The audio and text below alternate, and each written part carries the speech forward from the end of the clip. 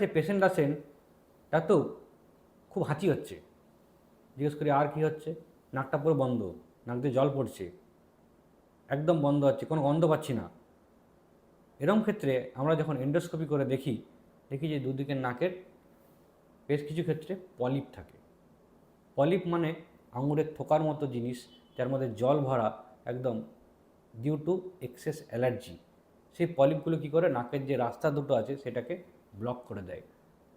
এই ডিটেলস আমরা আরও দেখার জন্য কিছু অ্যালার্জি টেস্ট করি এবং সিটি স্ক্যান করি। যদি দেখা যায় যে পলিপটা সত্যি পুরো নাকটাকে বুঝিয়ে দিচ্ছে বা সাইনাসগুলোকে ধরে নিয়েছে, সেক্ষেত্রে এন্ডোস্কোপের মাধ্যমে মাইক্রোসার্জারি করে functional endoscopic sinus surgery face বলে একটি অপারেশন আছে, যেটা দিয়ে নাকের পুরো পলিপগুলোকে ক্লিয়ার করে দেওয়া হয় এবং দীর্ঘদিন নাকের ভেতরে স্প্রে দিলে সেই পলিপগুলি আর ফেরত আসে না। এরকম যদি সিমটমস হয়, ইএনটি ডাক্তারকে দেখান বা এন্ডোস্কোপি করান।